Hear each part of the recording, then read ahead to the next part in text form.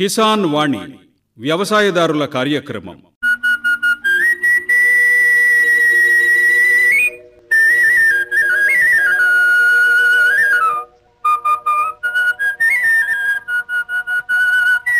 ఈ కార్యక్రమ ప్రాయోజకులు కేంద్ర ప్రభుత్వ వ్యవసాయ మరియు రైతు సంక్షేమ మంత్రిత్వ శాఖ.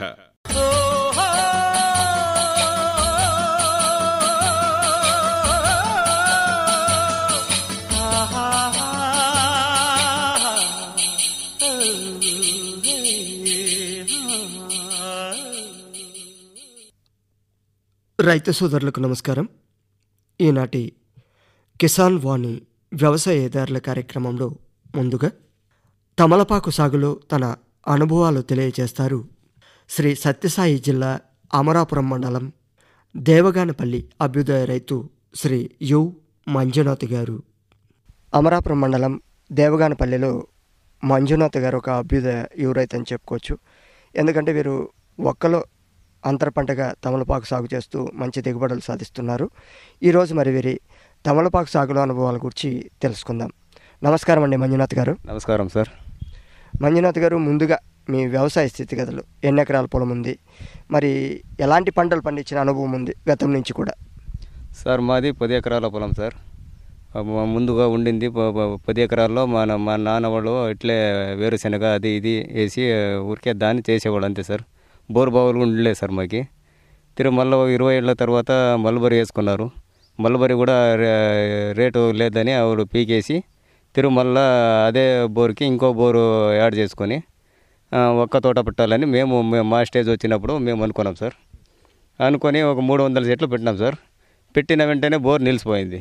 ఆవిడ వర్షాలు లేవు సార్ మాకి. మళ్ళీ ఇంకొకసారి బోర్ వేయించి దాంట్లోకి తమలపాకు వేసుకున్నాం సార్ తీసుకొచ్చి. సుమారుగా ఇప్పుడు 301 చెట్లలో అంతర పంటగా తమలపాకు సాగు చేస్తున్నారు. అంటే గతంలో మీ పెద్దవారు పలు రకాల పంటలు పండించారు. వాతావరణ పరంగా కానీ లేదా మార్కెట్ ధరల వల్ల కానీ మార్చాల్సిన వచ్చిన అవసరం ఉందంటున్నారు. బాగుంది. మరి ఈ ఒక్క సాగు వైపు రావడానికి ప్రధానంగా అంటే మీ ప్రాంతంలో ఎక్కువగా అనుకూలమైన పంటే, మరి ఈ పంటని ఎంచుకోవడానికి కారణం ఏమంటారు? ఎందుకంటే ఇదైతే దీర్ఘకాలిక పంట సార్. 70-80 ఏళ్ళ దాకా ఉంటుంది. ఖర్చు తక్కువ ఉంటుంది.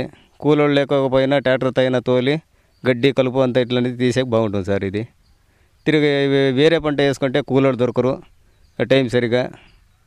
దాని నుండి చేసేకాక కూలోళ్ళు దొరక ఈ పంట ఎంచుకున్నాం సార్. బాగుందండి. మరి ఇక ఈ ఒక్క సాగులో ప్రధానంగా మరి మీ ప్రాంతంలో కానీ చాలా మంది రైతులు అంతర పంటగా తమలపాకుని ఎంచుకోవడం జరుగుతుంది. మరి తమలపాకు ఎంచుకోవడానికి ప్రధానంగా మరి ఇది ఒక మామూలుగా ఒక్క అనేది దీర్ఘకాలిక పంట. సుమారుగా 5 నుంచి 7 సంవత్సరాల వరకు ఎలాంటి దిగుబడి రాదు మొదట్లో. మరి అందుకే ఈ పంట ఎంచుకోవడం జరుగుతుంటుంది. మరి ఈ తమలపాకు అనేది ఏ విధంగా ఎంచుకున్నారు, మరి ఎక్కడి నుంచి అంటు తెచ్చుకున్నారు, ఏ విధంగా నాటుకున్నారు? సార్ ఇట్లా మా పక్క తోటలో ఉండే సార్ వాళ్ళు ఈ ఏ నెల జూలై ఆగస్టులో తమలపాకు ఇది తీగల్ని కట్ చేశారు కిందికి. దాన్ని కట్ చేసిన దాన్ని తీసుకొచ్చి మా తోటలో నాటుకొని దాన్ని పెంచుకొని మేము ఒక సంవత్సరం దాకా ఏమి రాదు సార్. దాంట్లో సంవత్సరం పైన దాన్ని తీగ కట్టి ఆకు తీగల్ని తమలపాకు తీగల్ని సంవత్సరం తర్వాత అది వస్తుంది సార్ పంట. అంతవరకు లేదు సార్. అంటే మీరు తోట రైతు నుంచి ఈ అంటు తెచ్చుకొని అంటే వాళ్ళు కట్ చేసిన మొక్కను తెచ్చుకొని పెట్టుకోవడం జరిగింది అంటున్నారు. మరి మీ తోటలో యాజమాన్యం విషయానికి వస్తే మామూలు చాలామంది రైతులు ఈ ఒక్కకు నీడనివ్వడానికి అవిసె కానీ మునగ కానీ సాగు చేసుకుంటుంటారు. మరి ఈ ఒక్క సాగులో ప్రధానంగా తమలపాకు అనేది మీరు అంతర పంటగా పెట్టుకోవడం జరిగింది. మరి ఈ తమలపాకుకు సపోర్టింగ్కి మరి ఏ విధంగా ఒక్క చెట్లనే వాడుతున్నారా లేదా వేరే అవిసె కానీ ఇలాంటివి పెట్టుకోవడం జరిగిందా? సార్ చిన్న మొక్కలు ఒక్క చెట్లతో చిన్నప్పుడు ఉన్నప్పుడు అదే సార్ మునగ చెట్లు అవి నాటుకుంటాము. పెద్దవైన తర్వాత అన్నీ తీసేసి ఒక్క చెట్టుకే దాన్ని తీగలుతుంది సపోర్టింగ్ పెట్టుకుంటాము సార్. మరి ఒక్క సాగులో ప్రధానంగా ఈ తమలపాకు అనేది సపోర్టింగ్గా పెట్టుకోవడం జరిగింది అంటున్నారు. ఏ విధంగా ఏర్పాటు చేసుకుంటారు? ఇప్పుడు ప్రతి ఒక్క చెట్టుకి ఒకటి పెట్టుకోవడం జరుగుతుందా? ఏ విధంగా చేస్తారు? ప్రతి చెట్టుకు ఒక తీగ సార్. దాంట్లో నుండి మొలిచిన తీగలన్నీ అట్లా అల్లుకొని పోయాయి సార్ పైకి కట్టుకొని. మరి మొక్కను అల్లించడానికి ఎలాంటి ప్రయత్నం చేయాల్సి ఉంటుందంటే ఏ విధంగా కట్టుకుంటే మంచిది? మరి ఇప్పుడు కాండం దగ్గరే మొక్క పెట్టడం జరుగుతుందా, లేదా కొంచెం దూరంగా నాటుకోవడం జరుగుతుందా, ఏ విధంగా చేస్తారు? చెట్టు పక్కనే దాన్ని అల్లుకొని దాన్ని ఇది టేప్ అని వస్తుంది సార్, వైట్ టేపు తీగలు కట్టేకి, లేకుంటే ఇంకొకటి అదర్ ఉంటాయి సార్ అవన్నీ. దాన్ని తీసుకొని కట్టేసి దగ్గర దగ్గర ఒక 10 అడుగులు 15 అడుగుల వరకు దాకా కడతారు సార్.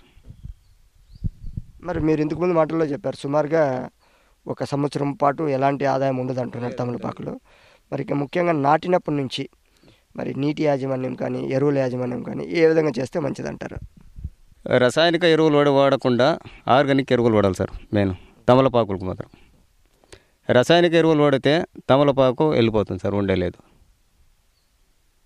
అంటే ఎందుకు కారణం ఏమంటారు? రసాయన ఎరువులకి తట్టుకోదు సార్ అది ఎక్కువ పంట వచ్చేసి తొందరగా పెరిగేసి దాంట్లో ఏమీ ఇది బలం లేకుండా అయిపోతుంది సార్, నిస్సారం అయిపోయి పంట వెళ్ళిపోతుంది సార్, ఉండలేదు. సరే అండి, మరి ఇక వీటిలో ఏమన్నా అంటే మిగతా పంటలతో పోల్చుకుంటే చీడపీడల విషయానికి వస్తే అంటే మామూలుగా తమలపాకుకి సంబంధించి ఏమన్నా సమస్యలు ఉంటాయా?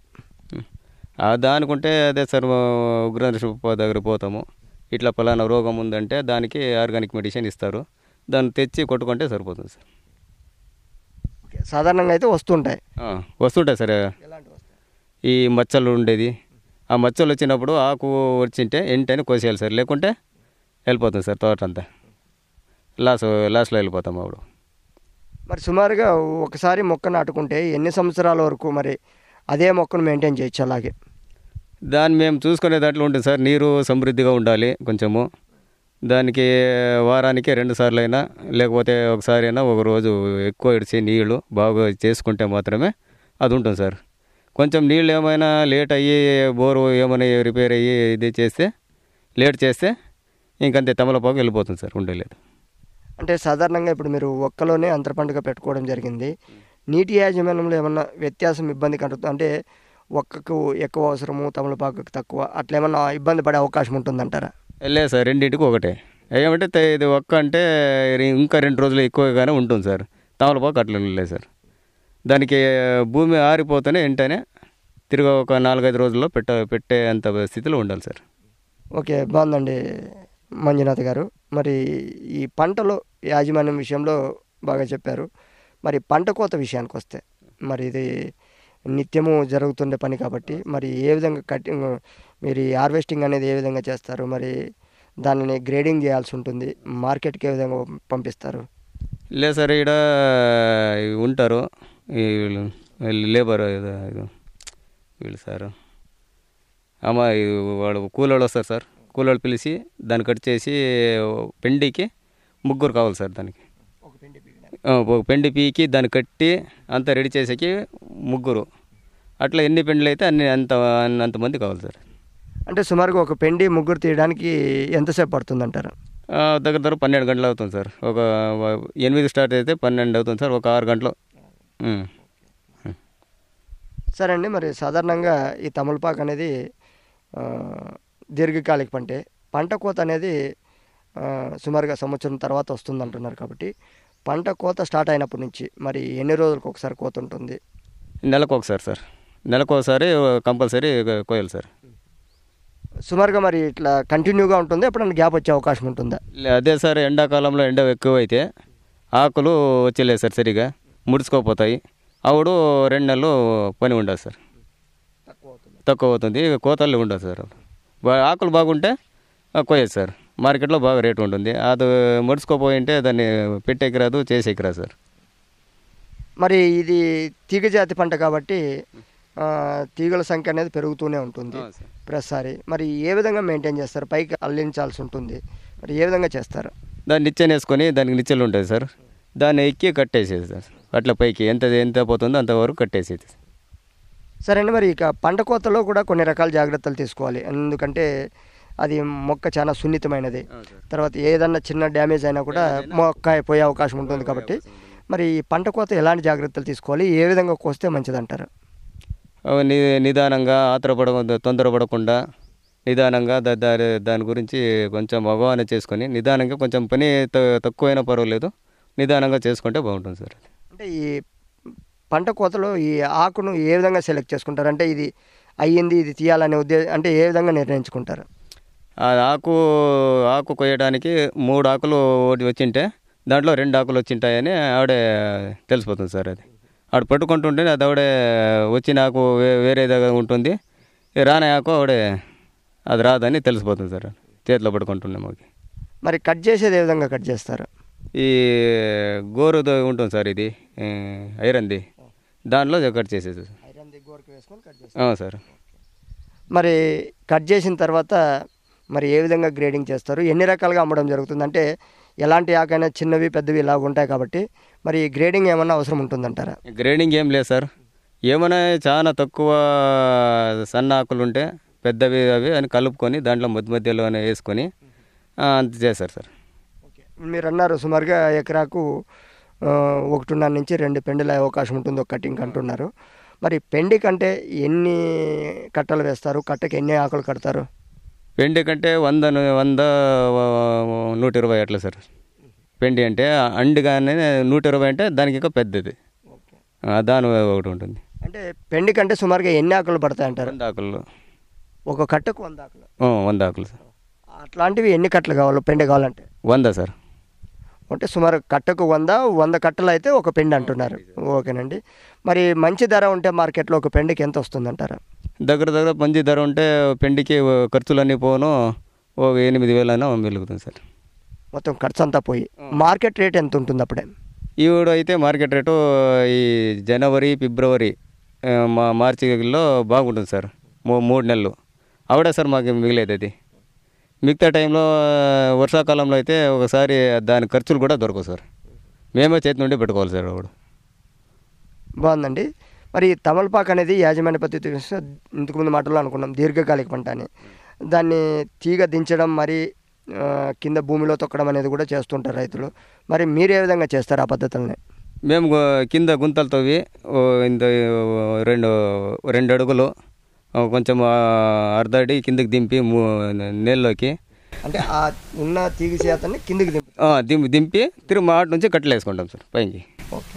అంటే ఆ గుంతలోకి తీగలు దింపి పూడ్చడం జరుగుతుంది. పూడ్చి మిగతాది పైన వదులుకుంటూ ఉంటాం కదా, దాన్ని అట్లా కట్టేస్తాం సార్ పైనకి.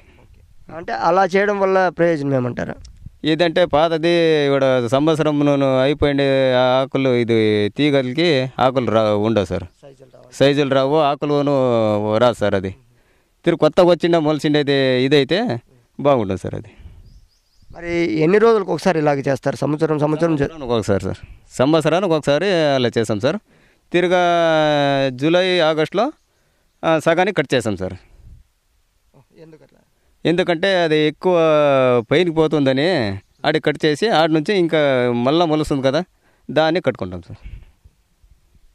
బాగుందండి. మరి ఈ తమలపాకులో మీరు అన్నట్లు మార్కెట్ ధర బాగుంటే మంచిది లాభదాయకంగానే ఉంటుంది అంటున్నారు.